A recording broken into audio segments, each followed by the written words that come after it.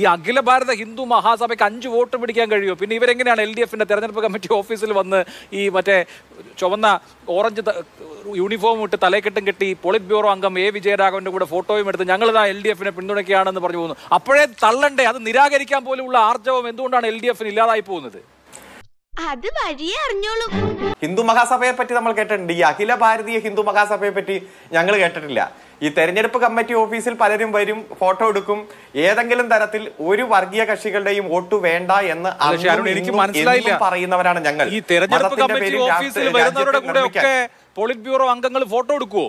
അതിനുശേഷം അവർ വാർത്താ സമ്മേളനത്തിലല്ലേ സംസ്ഥാന പ്രസിഡന്റ് സ്വാമി ദത്താത്രേയ സായി സ്വരൂപാനന്ദും പിന്നെ മലപ്പുറം ജില്ലാ പ്രസിഡന്റ് പ്രകാശനും കൂടിയാണ് വാർത്താ സമ്മേളനം നടത്തി പിന്തുണ പ്രഖ്യാപിച്ചത്. ഇതെല്ലാം കഴിഞ്ഞിട്ട് ഞങ്ങൾക്ക് അറിയാൻ പാടില്ലായിരുന്നു എന്ന് പറഞ്ഞിട്ട് വല്ല കാര്യമുണ്ടോ?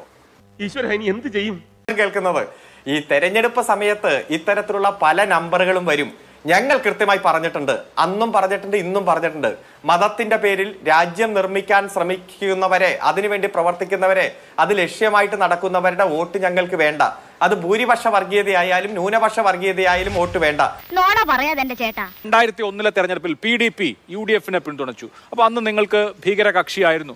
2006 നിയമസഭാ തെരഞ്ഞെടുപ്പിൽ ഇതേ ജമാഅത്തെ ഇസ്ലാമി ആരെയാണ് പിന്തുണച്ചത്? LDFനെയാണ് പിന്തുണച്ചത്. 2009 ലോക്സഭാ തെരഞ്ഞെടുപ്പിൽ 2 മണ്ഡലങ്ങൾ ഒഴിച്ച് ബാക്കി 18 ലോക്സഭാ മണ്ഡലങ്ങളിൽ ജമാഅത്തെ ഇസ്ലാമി LDFനാണ് പിന്തുണച്ചത്. 2011 നിയമസഭാ തെരഞ്ഞെടുപ്പിൽ ജമാഅത്തെ ഇസ്ലാമി LDFനാണ് പിന്തുണച്ചത്.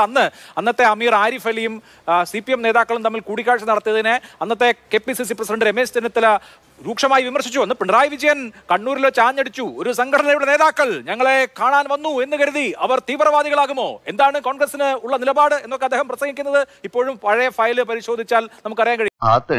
RDPയുടെ തൊലി ഇരിക്കുകയാണ് ഉത്തമ. സഹിക്കുക, അല്ലാതെ എന്ത് ചെയ്യാം?